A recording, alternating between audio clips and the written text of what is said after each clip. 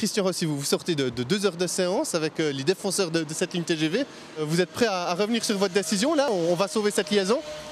Non, absolument pas. Ce qu'on leur a communiqué aujourd'hui, c'est que nos décisions étaient irrévocables, que nous étions une société de droit privé et qu'en tant que tel, notre juge de paix, c'était la rentabilité de cette ligne et que dans cette ligne, il y a effectivement une paire de trains, un aller-retour qui pose un énorme problème, ceci depuis des années, un déficit important.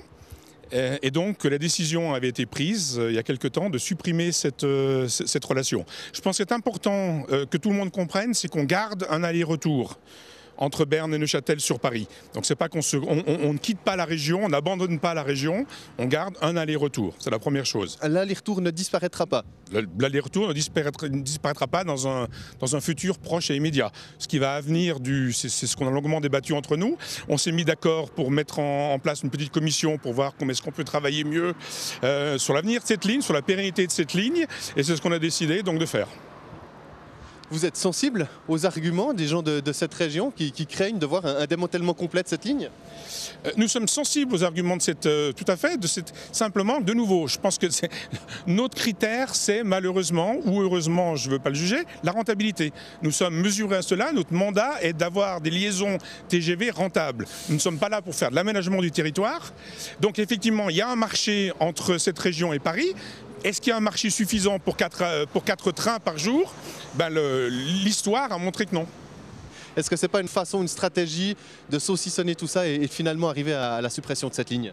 Alors écoutez, très clairement, sur les 82 000 passagers qui sont à l'origine au départ de Neuchâtel sur tous les trains Lyria, il y en a seulement 25 000 qui sont concernés par cette suppression.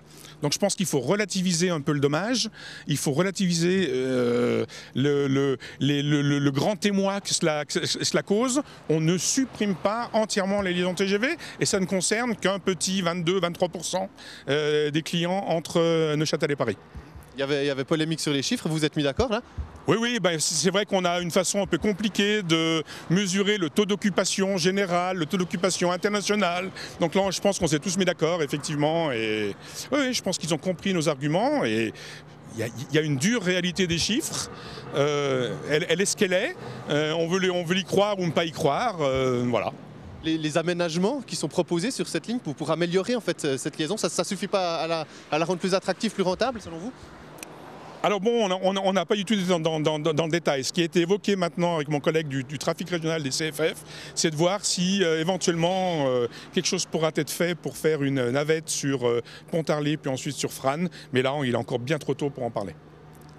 La suite, vous allez vous re-rencontrer pour rediscuter de tout ça ou pas du tout? Oui, on a prévu de se voir d'ici le mois de juin.